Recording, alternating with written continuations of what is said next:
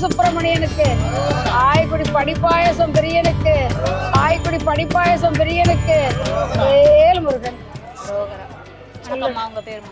என் பேரு சௌந்தரி. சௌந்தரி. சௌந்தரி. சௌந்தரி. தங்கம் 42வது வருஷம் வெற்றிகரமா இந்த பெத்த ஐயா இருக்காரு. 13வது வருஷத்துல ஒன்ன மாதிரி ஒரு பொண்ணு பிறந்தா. அவளை அழகா படிக்க கொடுத்தாரு, இன்ஜினியர் படிக்க வச்சு அவளும் வேலை பார்த்தா. அவளும் அழகா தமிழ்நாட்டுக்குள்ள இன்னைக்கு 1.5 லட்சம் ரூபா சம்பளம் வாங்குத ஒரு மருமகன் கிடைச்சிருக்கு அவருக்கு. இந்த கோயிலை பொறுத்த வரைக்கும் அவரை நம்பி நீ வழி நடந்துட்டியா, உனக்கு கண்டிப்பா நடக்கும்.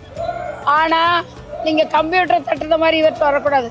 மனப்பூர்வமா வந்து முருகா எனக்கு இதுதான் வேணும், அவற்றை நீ எவ்வளவு மன உறுதியோ அந்த மனதுக்கு உன் பெண்ணால ஒரு பொருளை அனுப்புவாரு.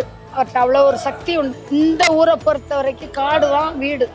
அழுவேன், எனக்கு எவ்வளவு முடியுமோ அவ்வளவு அழுவேன்.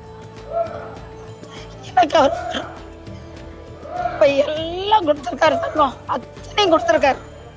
முருகா எனக்கு கொடுத்த பொருளுக்கு 100 ஆண்டுக்கு அவர் இவரை நம்பி வந்தவங்களுக்கு இது வரைக்கும் கைவிடலை, இனி மேலும் விட மாட்டாரு.